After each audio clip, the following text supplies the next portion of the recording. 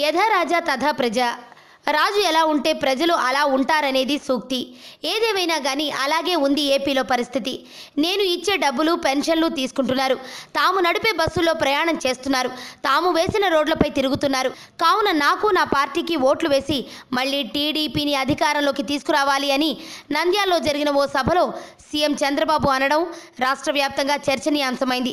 ఏదో హెరిటేజ్ లాభాలతో తమకు సదుపాయాలు కల్పిస్తున్నారా అంటూ ప్రజలు కూడా ఫైర్ అయిన సందర్భాలు ఉన్నాయి.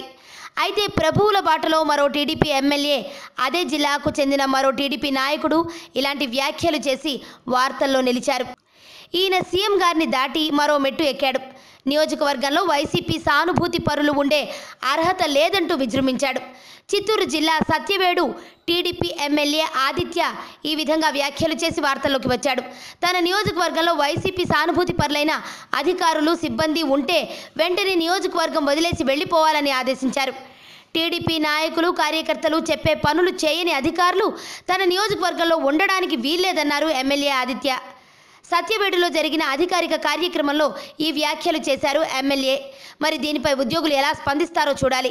చింతమనేని మొదలు కేసినేని, బొండా ఉమా అందరూ ఇటువంటి వ్యాఖ్యలు చేసి అధికారుల మధ్యలో ఇరకాటంలో ఇరుక్కున్నారు. మరి ఇప్పుడు చంద్రబాబు బాటలో ఈ ఎమ్మెల్యే నిర్వాకంపై ప్రజలు, ప్రతిపక్షం ప్రశ్నిస్తున్నాయి. ఆరోగ్యవంతమైన జీవితం కోసం మనం పాటించాలి కొన్ని నియమాలని. చిన్ని చిట్కాలతో చింతలేని జీవితాన్ని ఎలా గడపాలి అనే దానికి వీక్షిస్తూనే ఉండండి మన ఆరోగ్యం యూట్యూబ్ ఛానల్. మరిన్ని ఆరోగ్య సూత్రాలకు సబ్స్క్రైబ్ చేసుకోండి.